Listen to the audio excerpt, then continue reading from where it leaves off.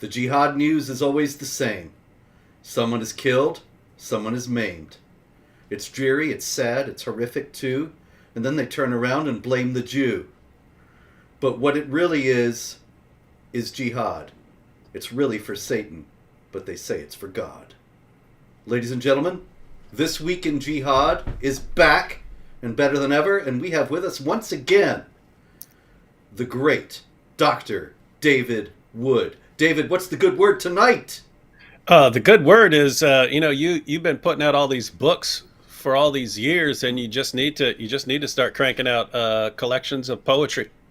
You know, I don't have an idea for a good book to write now, and I got all this time on my hands because I'm a writer guy. I've been writing political articles left and right, and really, if anybody has any good ideas for books I can write, just send them in. Director at jihadwatch.org.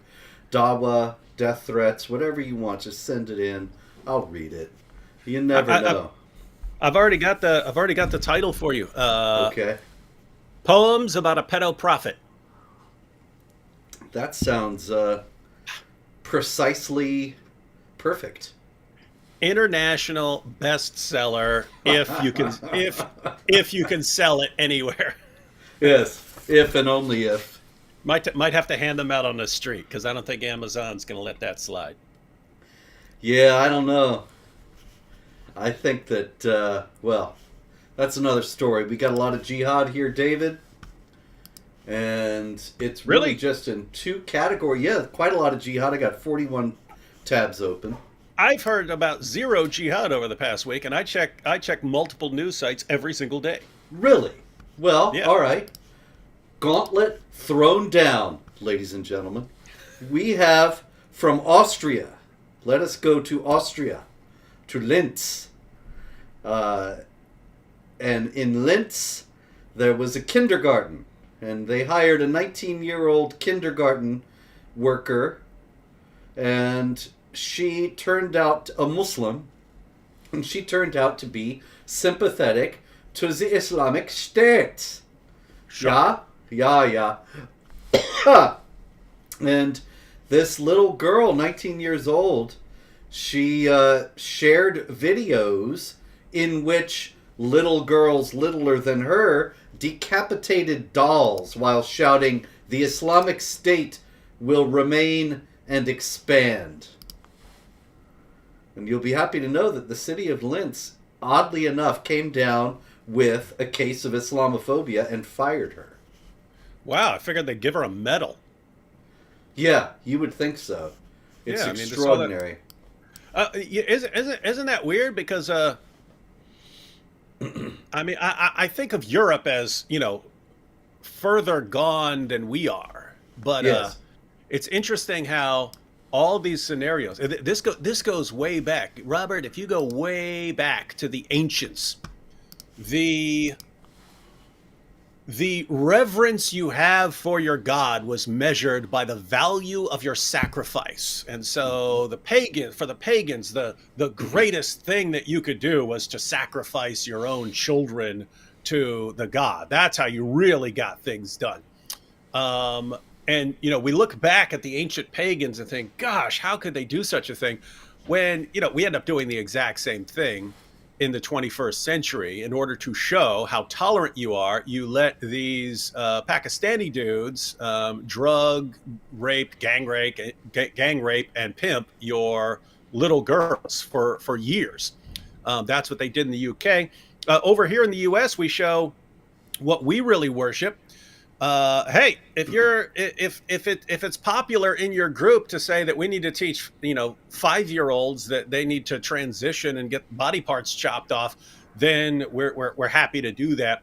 And so I would have expected them to have just no problem at all with an ISIS sympathizer trying to radicalize their kids over there in Europe. I think hey, well, this is tolerance, right? But You're right. Weird that they actually took a stand. Yeah, it's anomalous, and that's why this story from Austria is not in the Stupid Infidel section this week. Meanwhile, we have a comment from 222 Blue. What's that?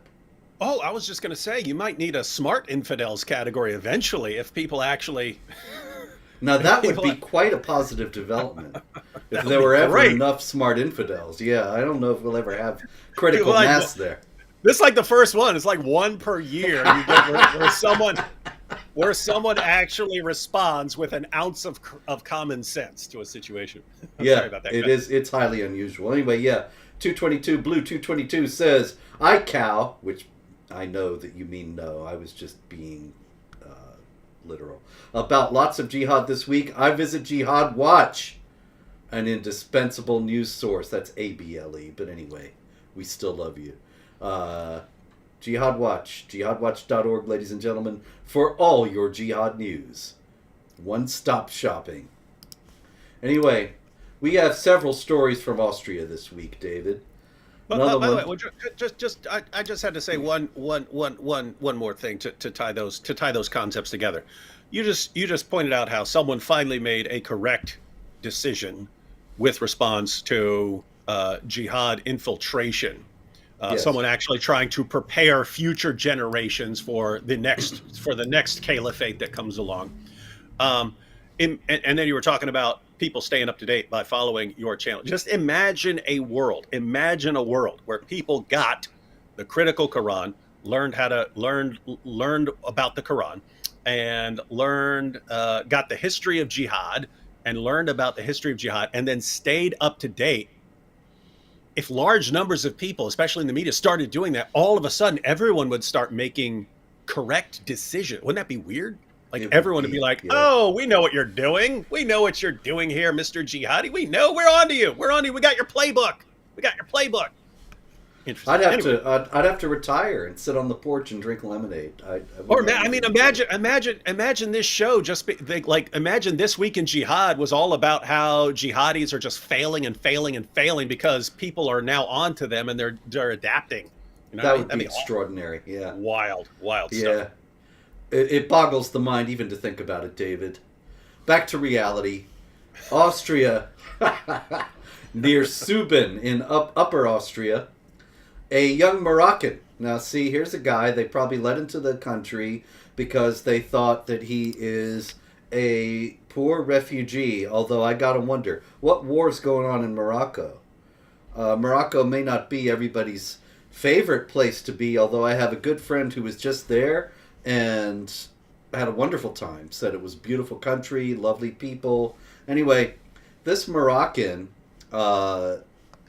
he planned a terrorist attack with a fully automatic weapon, and he said that he wanted to slaughter many infidels.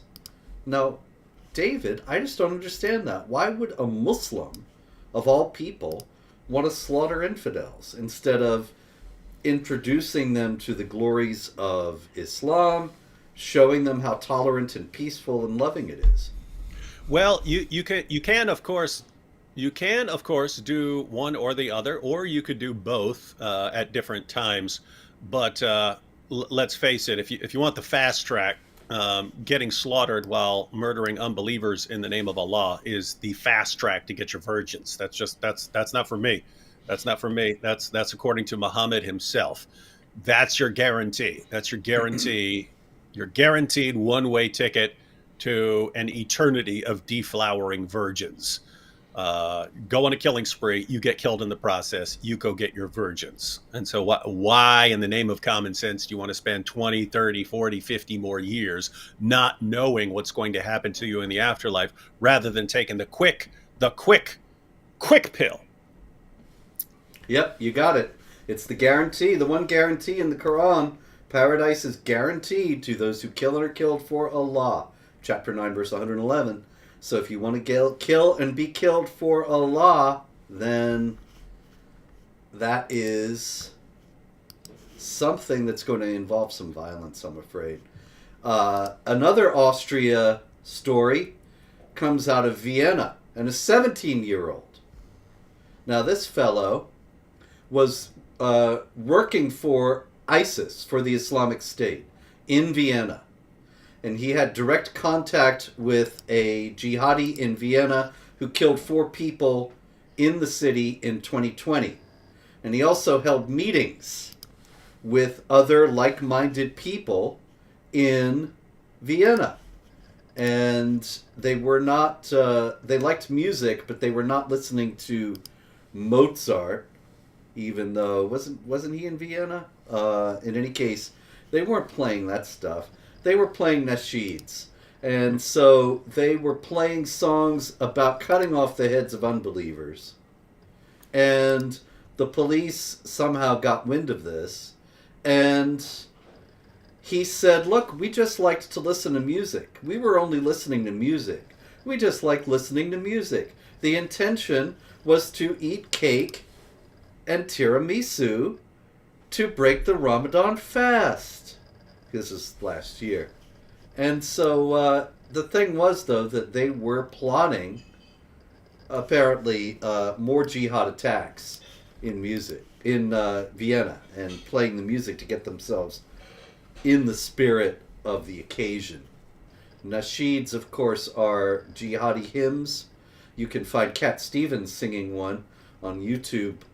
You go to PJ Media. I wrote an article about Cat Stevens today and reminded people that just a few years ago he was talking about getting victory over the Kufar in a nasheed that he published on YouTube. It's still there. The link is in the article. And, Anyway. and that's a dude. That's a dude Yeah. who once sang a song called "I Love My Dog," Ha! I bet he doesn't sing that one much anymore. or he sings like the Islamic version. I kill my dog just like I'll kill you too. Kill my dog. Yes. Wait. So they totally, the Austrians totally foiled this terror attack. Yeah, it seems Awesome. that they caught this guy too because he's on trial. He had to answer at Vienna Regional Court. That's the story I picked up from the Express, German language newspaper out of Vienna. Well, that victory is as delicious as the tiny sausages for which the city was named, Robert.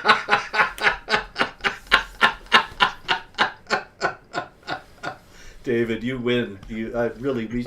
We should just go home after that. But anyway, yes.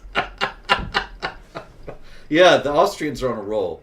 But I do note that we have tonight with us several friends from Nigeria who have said hello in the comments, and so I wanted to skip over, even though I actually organized these things by country tonight, which, you'd think I would have had this bright idea before, but some terrible stories out of Nigeria this week, as always, unfortunately. Yeah. That's the for people who are tuning in for the first time, we've covered Nigeria a lot because that's like the main place. That is a hotbed. That is there is a line across the middle of that country, and jihadis are trying to push that line, constantly trying to push that line further south to move down through there because they know that opens the door to everything south. And that is very disquieting news out of Nigeria that is not directly jihad, but is jihad related, that for the first time they just had elections. I mean, they've had elections before. The elections are not the first time, but for the first time they elected a Muslim ticket. That is, both the president and the vice president will now be Muslims. The Christians are feeling disenfranchised. A lot of people are casting aspersions on the veracity of the election and see it as part of an overall Muslim effort to indeed disenfranchise the Christians, ultimately to drive them out of the country or to terrorize them into converting or submitting. And to that end, we have a story out of Borno State in Nigeria where Boko Haram, we haven't heard about Boko Haram in particular for a while, but they still exist. The jihad group that operates in the area, along with a group that broke away from Boko Haram and now calls itself the Islamic State West Africa Province. And they opened fire on a group of fishermen who were just going about their business. And a militia leader recovered 37 bodies along the riverbank and in that area. And so... what do you think? Why would they want to just kill people who are just going about their business and fishing? Well, I mean, it's you have these commands to violently subjugate people that would apply to jihadis in general, as far as how they live their lives. But you have this extra dimension in places where you have multiple terrorist groups now competing with each other for attention, right? I mean, like you can have someone who you could have someone who constantly blurts out insane things in order to get the media to focus on him. When you're a jihadi, you're trying to just slaughter people to get recognized and in the news, so that the younger generation who are growing up and deciding, oh, which group do I join in order to terrorize the enemies of Allah? Oh, this is the one I keep hearing about. This is the one I keep hearing about, so I'm going to go with them. So they're basically competing for popularity and slaughtering unbelievers, and that is a dangerous place to be in. Indeed. And Boko Haram, for those of you who may not know, means books are forbidden. And what it's specifically referring to are books involving Western education. And the idea is that the Quran and perhaps Hadith are the only books that one needs. In Nigeria also, a Catholic priest, Father Bako Francis Awasa, sorry if I'm mispronouncing that, he recounts a recent jihad attack. In an interview this week, he said, "Oh, what sorrow to have watched 3 of my parishioners shot dead in cold blood right before my eyes, and I couldn't do anything." And he goes on, he says, "I stood there confused, not knowing what to do. I felt completely lost. There was a knock on the door, my legs went cold and my body stiff. I was sweating profusely. They broke down the door and forced themselves inside. One of the men pushed me to the floor, tied me up, flogged me mercilessly. He was kidnapped and he was ultimately ransomed, but 3 others of his parishioners, as he noted, were shot dead." Why the kidnapping, David? What's that all about? Well, I mean, taking captives, and then either you can either hang on to them and enslave them, or you can hold them for ransom. But that certainly goes back to the time of Muhammad. But it's all part of that bigger. I mean, notice what he was saying. Notice what he was saying about how traumatizing the entire experience is. But that's what terrorism does, right? It's do not give you any sort of mental stability. Don't allow anyone to be calm or to have a moment where they're not thinking about all the stuff that you've done and all the stuff you're going to do. And the goal is, after many years or decades of this, people just, okay, well, I just need to convert to Islam, so I'm not a target of this. Not realizing, of course, that these groups eventually start killing themselves once they don't have a common enemy. Mm-hmm. All right, another one out of Nigeria.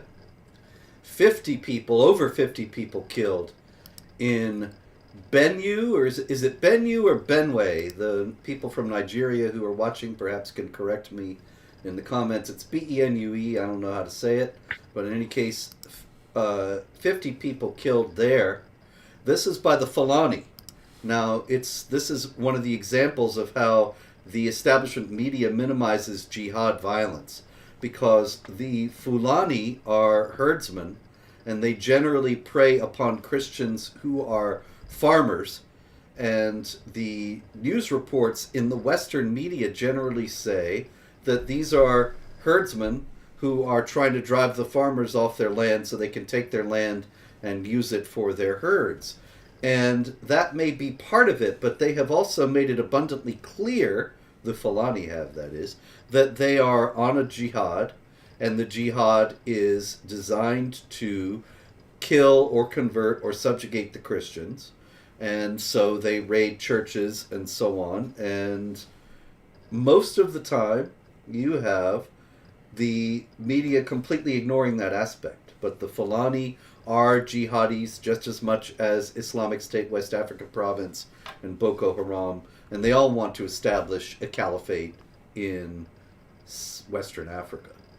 And this is something we've seen over and over again from the from the foundations of Islam, is that you can have some sort of practice that people could do, but then Islam gives a religious justification for it suddenly, right? Like you've always had husbands that if their wife gets out of line will beat their wife, right? But I mean, most of us would look at that as like something bad. But then Allah comes along and says, no, you definitely have the right to beat your wife into submission. And then it becomes hard for the practice to go away. So you could have men in their 50s marrying young girls. We certainly frown upon that. We lock people up for doing that sort of thing nowadays. But Islam gives the religious justification. Same thing with honor killings. There were honor killings in various places, but from various groups. But it becomes very easy to justify that from an Islamic perspective. And here, yes, you can have farmers and herdsmen and so on competing over land, but all of a sudden, those aren't, your fellow human beings over there anymore. Those are people who, according to the Quran, are the worst of creatures. It's no worse than stepping on an anthill going and slaughtering them. In fact, Allah wants you to do that. He praises you for going and slaughtering these people. And so, yeah, Islam just takes like the worst aspects of human society and says, yeah, that's what God wants. He wants you to be like that. Yeah, it reminds me actually of, I mean, of course, many people have made this point, but John 16:2 in the Gospels, where Jesus says that there will come a time when men will kill you and think they're offering service to God. That's Islam to a T. And it's not just kill, but steal, rape, all manner of things. And people think they do it, and they are actually fulfilling the will of God. And they've been totally misled and fooled in this. Okay, we can go to Germany, David, and we got more. In Munich, we have an evangelical Lutheran church, and the people are inside, and they are praying on a Saturday evening, and 5 or 6 young men come along, and they start screaming something. What do you think they might have been screaming, David? Do you have any possible clue as to this? No, but I will ask the Jihad world. We still have the Jihad world. It says, Allahu Akbar. I think we might have a winner. I think that might be it. Yes, they were saying Allahu Akbar, and they were also saying I think I better not say it either in German or English, but in any case, oddly enough, they were yelling about the Jews as well, although they were outside a church. And they didn't just start yelling at the people when they came out of the service, but they did that, but they also smashed a window pane. What do you think they were about? They were just young, high-spirited kids out having some fun on a Saturday night. Am I right? Yeah. I'm sure it was. I'm sure it was a fun night out for them. But notice these are just all different forms of jihad, right? These are all different forms of jihad. These are all different forms of terrorizing the unbelievers. Notice, I mean, if you were sitting in church or sitting somewhere else, and all of a sudden you start hearing Allahu Akbar, Allahu Akbar, you would think someone's coming to kill you. Well, guess what? These young guys know that. These young guys know that's what people are going to think, and so you're terrorizing them without committing any sort of major crime. So, worst case scenario, you get a slap on the wrist for breaking something. And then you just say, "Oh, I didn't know any better," or "Oh yeah, that weekend de-radicalization program you put me through really worked. Bang up job you do there." And then you're free to go. And so, yeah, it's just the young guys who don't want to go out with a bang yet still want to terrorize you along the way, and so they do they give you these little glimpses of terrorism. Yes. And of course, also, they know that in Germany, as you said, nothing's going to happen. And so they like to taunt the Germans with their own weakness and rub their faces in the fact that they're completely in the driver's seat. Everybody's afraid of them. Everybody tiptoes around them. Nobody wants to do anything effective to stop what they're doing. It reminds me of an article. This was a long time ago. This was not too long after the 9/11 attacks, but there was you may have seen it way back in the day. But it was called the article was called "Jihad Comes to Small Town USA," and it was a mosque had invited the community and reporters and so on to come to the mosque where they were going to. Are people hearing David at this point?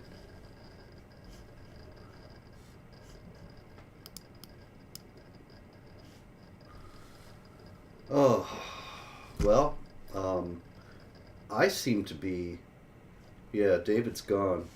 There he is.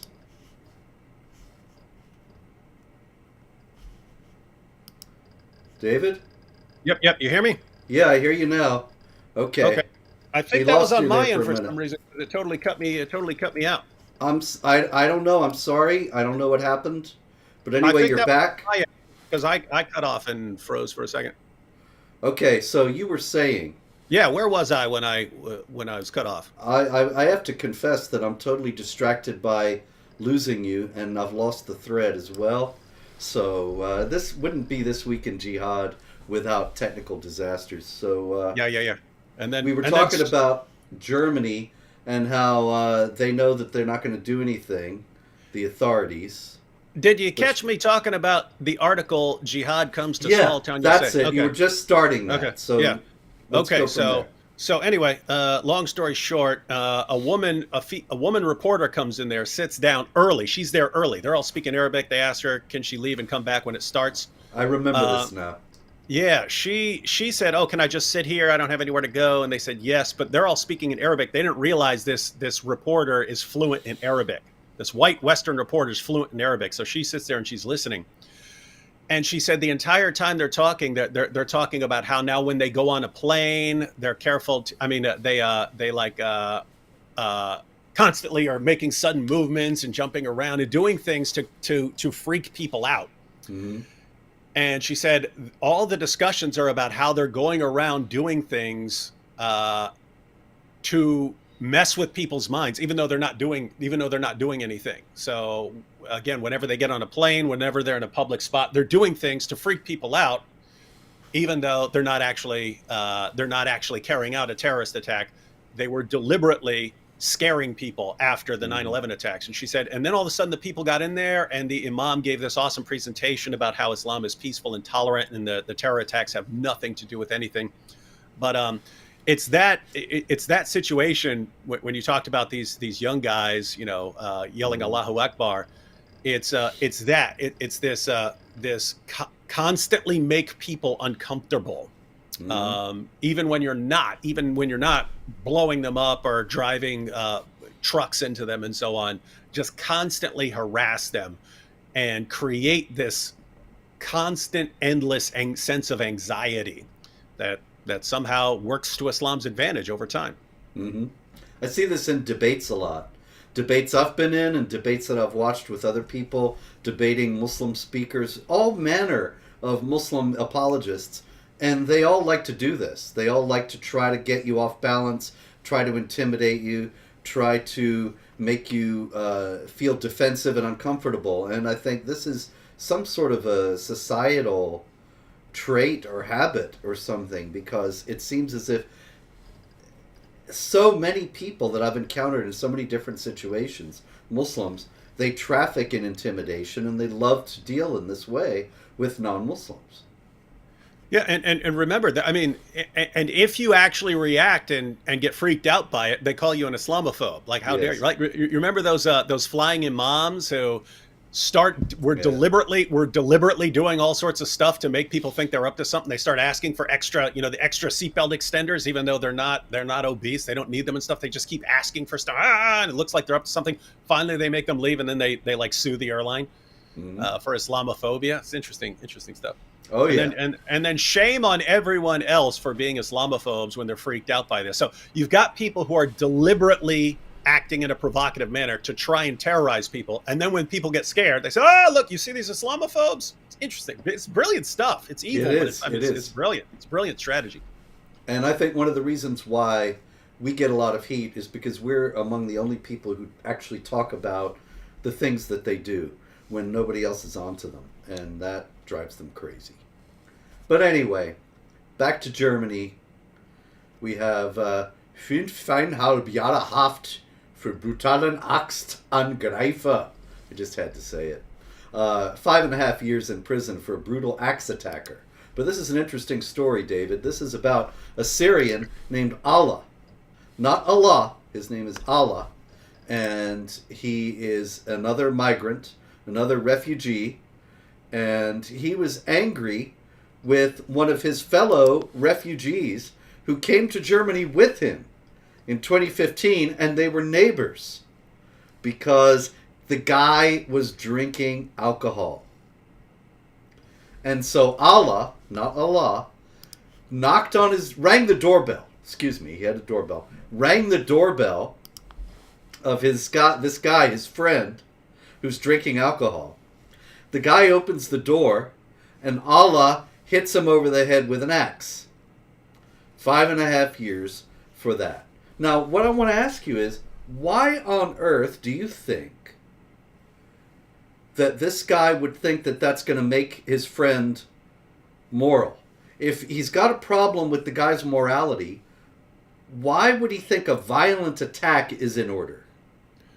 Well, the solution for pretty much everything in Islam is some form of violence. Your wife gets out of line, you beat her. If various lashings and so on for fornication, stoning for various crimes and so on. So, the solution for everything that can go wrong is violence. And psychologically, there is something to that. There's a form of behavior modification called traumatic one-trial learning, which is if you do something and then there are these traumatic results right afterwards, you can actually sort of hardwire someone to not want to do that. It's similar to like food poisoning. If you eat something new and all of a sudden you get food poisoning, then that is like disgusting to you from then on. Even if it was delicious when you had it, your brain will now think that is disgusting. So, it's possible. It's possible this guy, let me try a beer. Bam, I got slammed in the head. I'm not going to try that beer anymore. Mm-hmm, mm-hmm. And that is, I think, there's a very important point wrapped up in that as to the nature of Islamic morality. That Christian morality, and I would venture to say even the moral understandings of other religions, are not based, at least not entirely based, on fear. The idea is to try to develop a desire for the good so that you freely choose the good.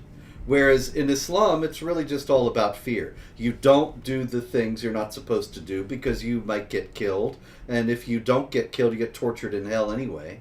And yeah, so... and from the perspective of ethics, that's a problematic situation because notice if you do the right thing for the right reason, then you've done something morally praiseworthy. If you do the right thing because otherwise you'll get lashed or something like that, or smashed with an axe or something like that, then on what planet have you done something moral? In other words, ladies and gentlemen, if you see a little old lady and she needs help crossing the street and you walk and help her across the street because it's the right thing to do, well, there, you've done something good. If I come up to you and I say, help that little old lady across the street, I'm going to slit your throat, and you help the little old lady, what have you done? You're trying to avoid getting your throat cut. You haven't decided to do something good.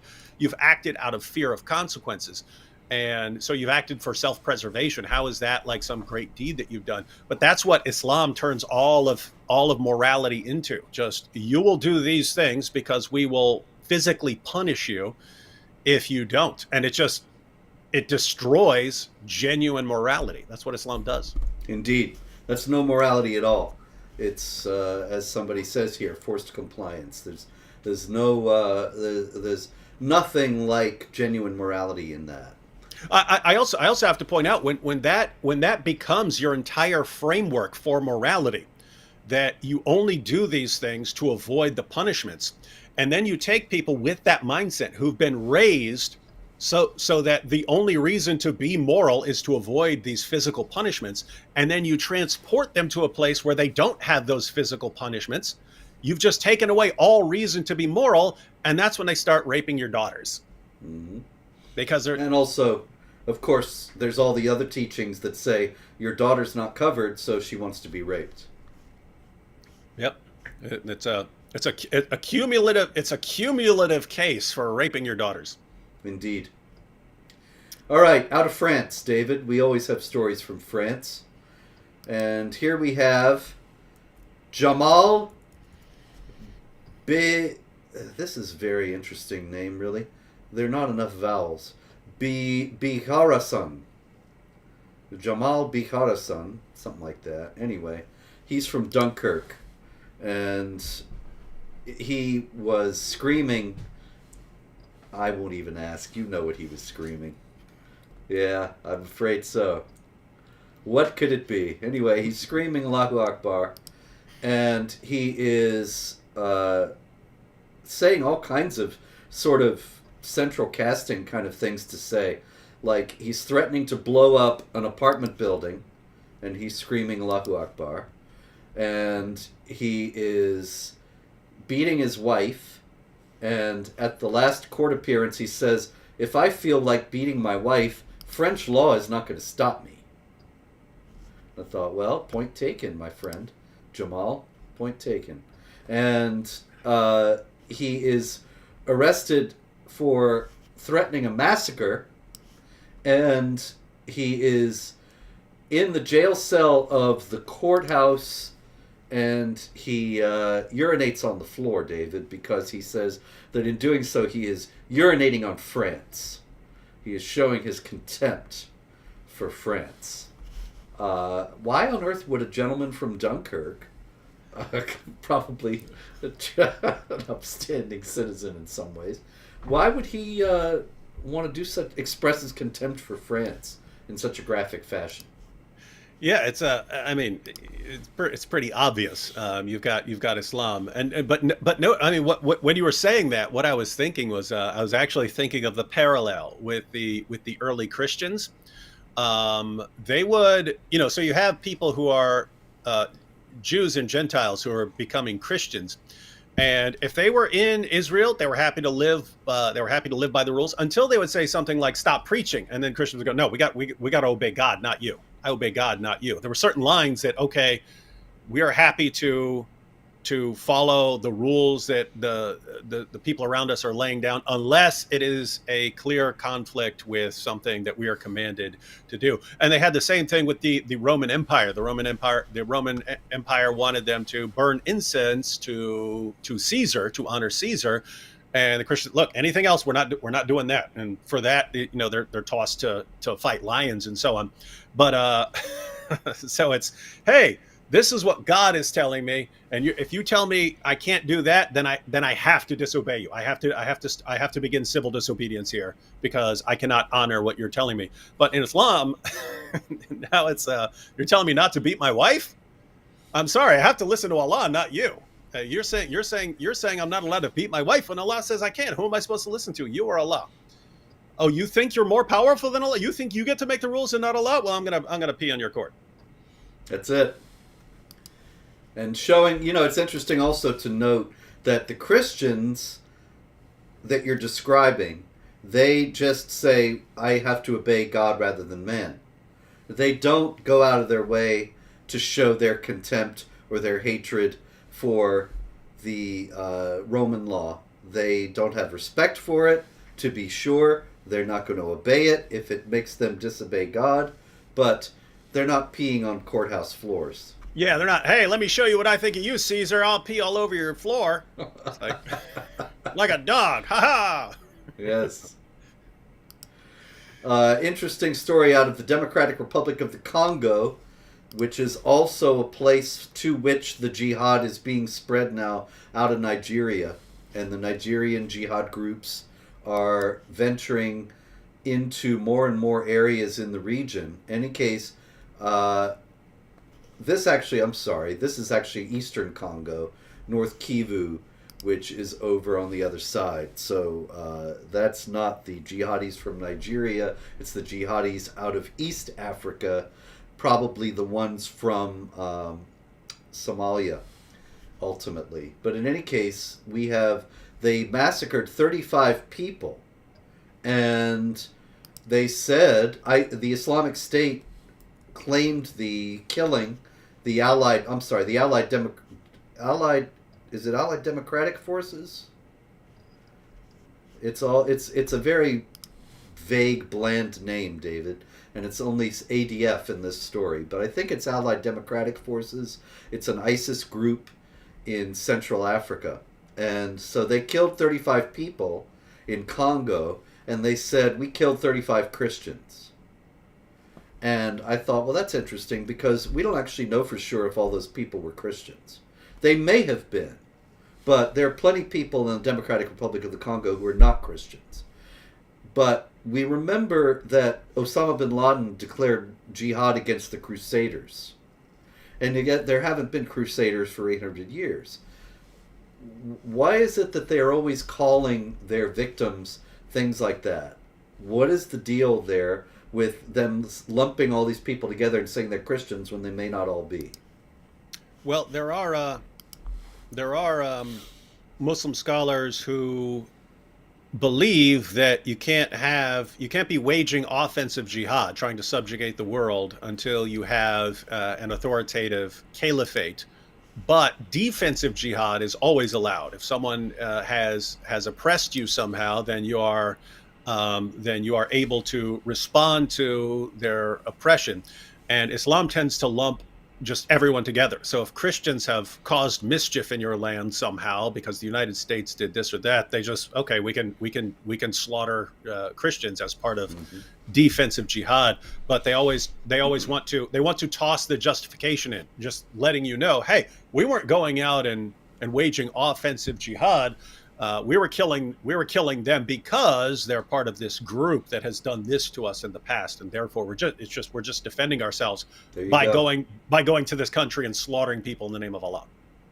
Okay, one out of Spain, another migrant, another grateful refugee, was arrested for threats, for statements in support of jihad. And it's interesting to note that this fellow, who's also a Moroccan, calls himself Allah's hitman. And I thought, well, that's sort of a catchy title there. I thought good title, yeah. but you got to wonder, what other religions, people don't call themselves Jesus' hitman. There just aren't any people like that. I am the sword of Allah. Yes. All right. We have out of Italy. I see time's a-wasting, and I want to get to some stupid infidels, but another Moroccan, but this time in Milan, randomly stabbed 6 people with a box cutter.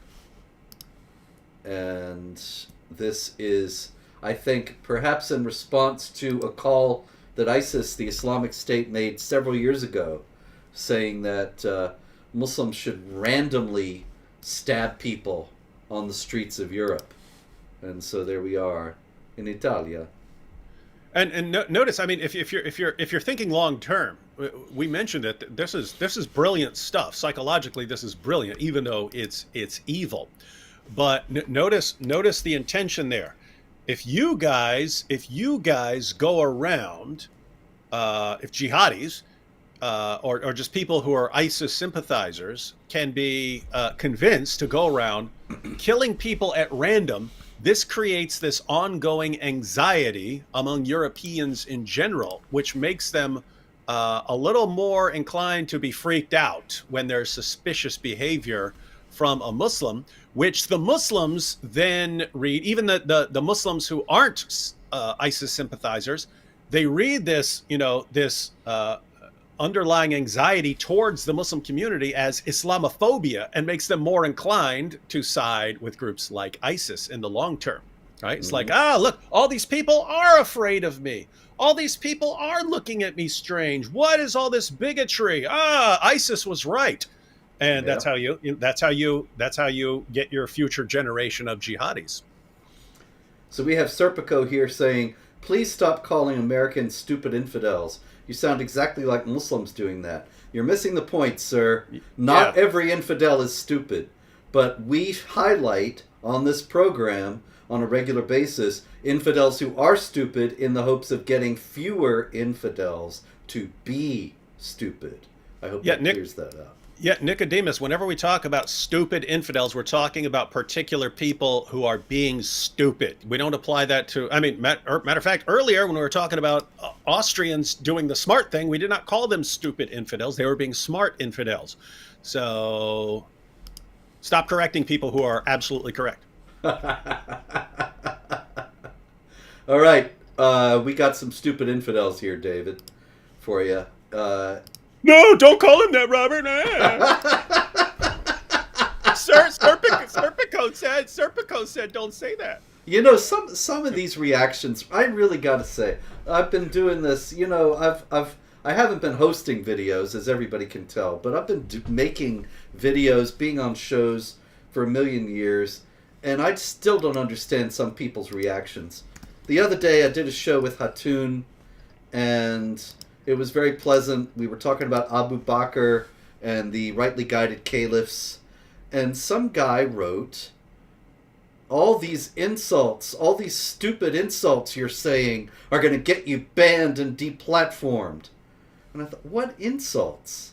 You mean somebody's offended because I said Abu Bakr was a true believer who would do anything Muhammad wanted? I don't understand, but people see things, I think, that aren't there sometimes. Anyway, stupid infidels, without further ado, in Sweden, there's been a rise of violence in Eskilstuna, some place in Sweden, yeah. And in response, a few of the churches got together and they thought they got this great idea. So they go out into the city square now and they give out free pancakes. There is no record yet as to how many jihadis they have turned away from jihad with their pancakes. But I gotta admit, the Swedish pancakes do look delicious. That reminds me of it was one of those Kardashian girls, I think Kendall Jenner or something like that, but they did a Pepsi commercial where like Antifa is like something like Antifa and Black Lives Matter are clashing with police, and then she shows up with a Pepsi and hands someone a Pepsi, and then there's world peace. Yeah, like that. It's it's my. Do you see the pancakes here? Those do look good. Yeah, that's particularly Swedish pancakes. That's what they do with them. So I can see why you would want to turn. They would think this will turn them away from jihad. Olaf. Yeah, because that's way better than an eternity of deflowering virgins. Like from a jihadi perspective, okay, your pancakes are good, but not as good as the pancakes I'll be getting in China. All right, we got bad news out of Canada, David. Bad news out of Canada. That's all I hear out of Canada nowadays. Yeah, those are not crepes. Those are Swedish pancakes. You can look it up. But anyway, yeah, bad news out of Canada. A Quran was torn.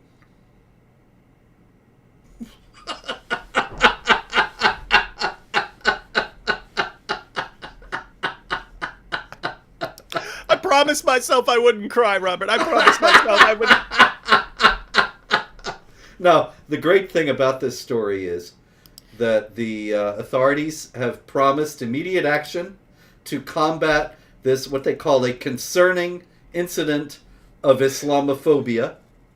And a student at the school, it happened at a high school, and a Muslim student at the school, Munawara Mazlomayar, said, I was extremely upset.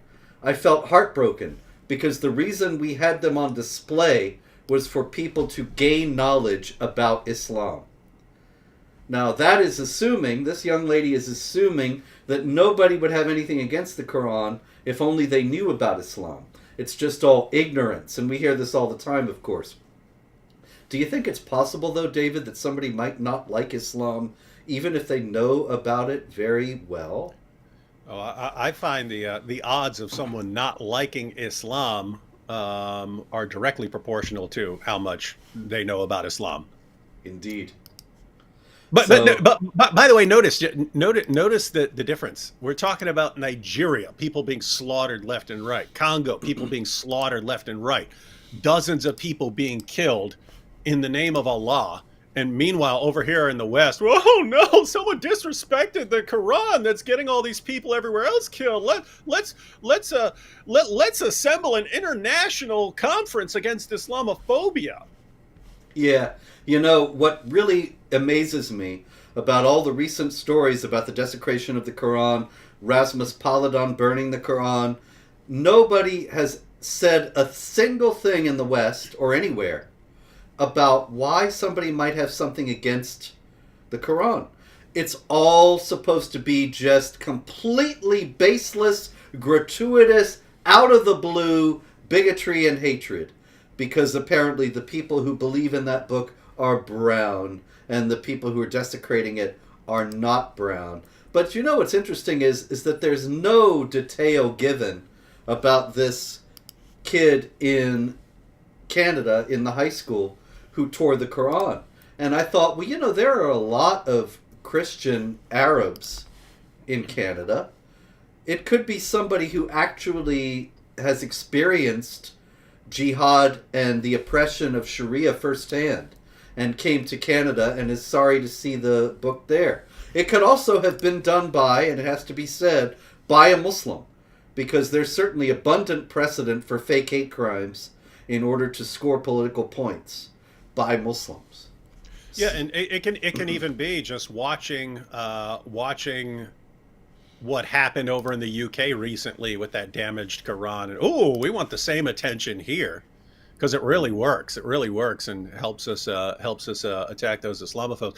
You just have to wonder. If Canadians really know as little about Islam as they seem, then they might pull a play from the Swedish and be like, well, we'll make you some pancakes, with some good maple syrup and Canadian bacon. Oh, no, wow, there's riots in the streets. Oh, we didn't know. We didn't know you don't like Canadian bacon. So, yeah, come on, have real bacon.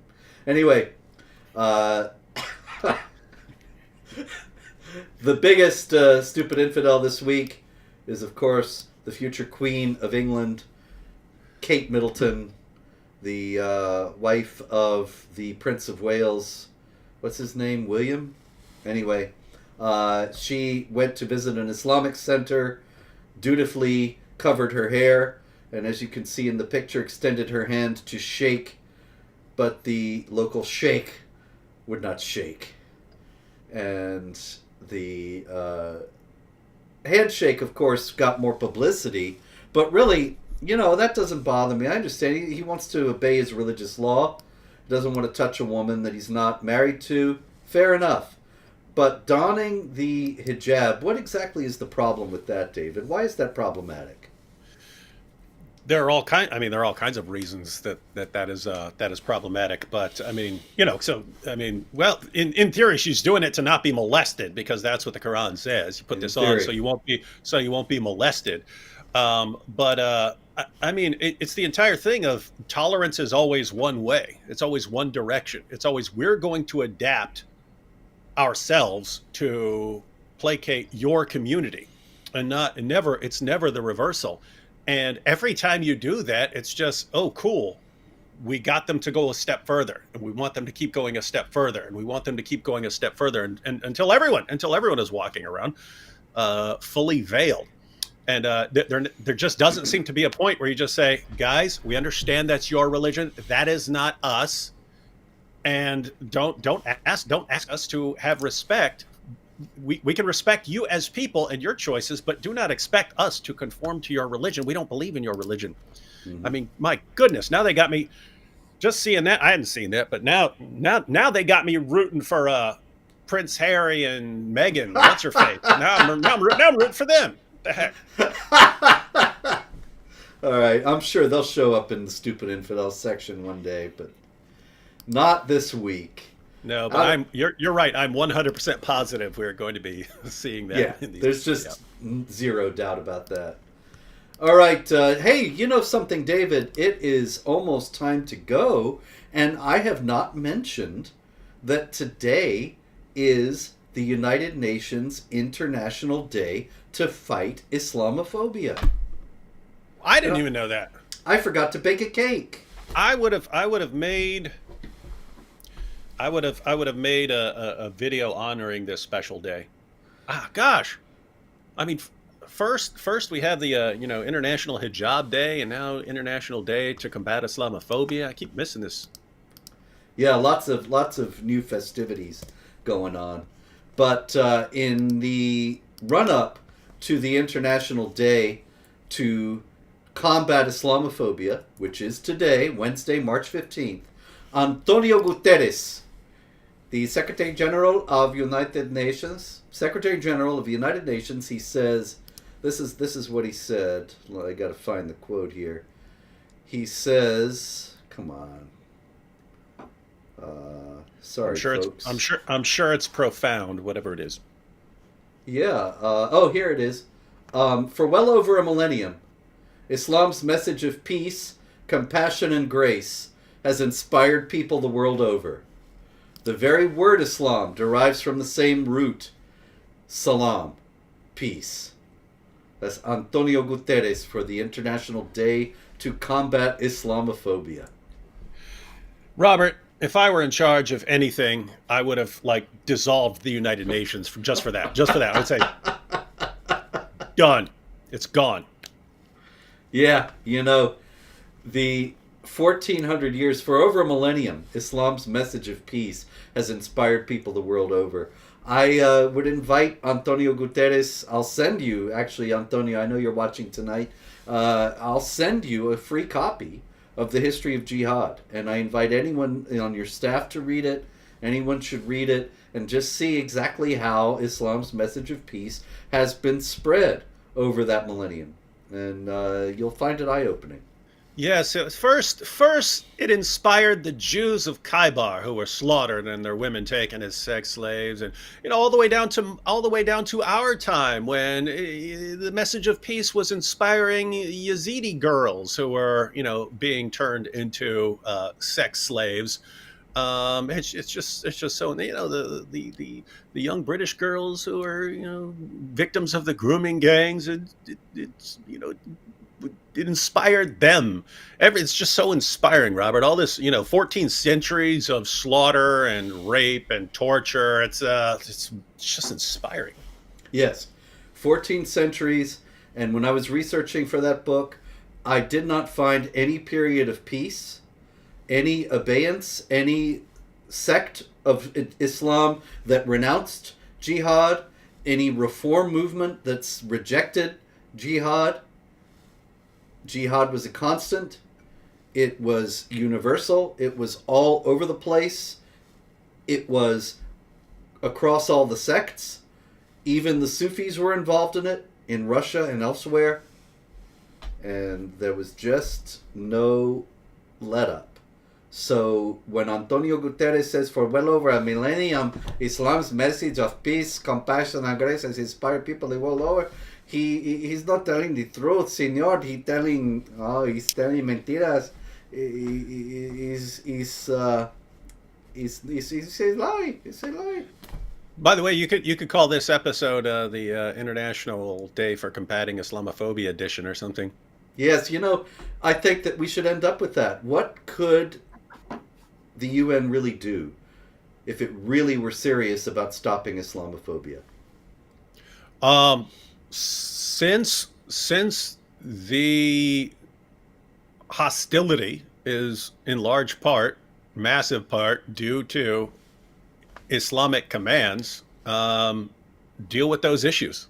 Deal with those issues of this problem that in Islam people are called when they're able to violently subjugate unbelievers, and when they're not able, there's all sorts of other things that they can do to cause constant problems and anxiety and terrorize the unbelievers. And how about dealing with that instead of dealing with people who eventually see a problem with it. Right? It's always your reaction to seeing what Islam calls for that's the problem, and not what Islam actually teaches. Indeed. The UN could be pressing Islamic groups to institute programs all over the world teaching against jihad violence. We'll teach them. Muslims. We'll do it. Yeah, we'll do it. Call us, UN. We'll take care of it. Volunteer basis too. You don't have to pay. Not a penny. Yep. So Antonio, you can find me at director@jihadwatch.org. I'll be waiting for your message. In the meantime, there's likely to be more jihad next week, so tune in once again for another thrilling episode of This Week in Jihad, bringing you all the jihad news that the establishment media does not dare to tell you. David, thank you for being with us tonight. And that's about it for the DJ voice. It's been another week of jihad. There will be more weeks of jihad. Hang on, keep telling the truth. And the truth ultimately will overcome all of this. And the source of all truth will defeat jihad ultimately. Till then, be safe and God bless.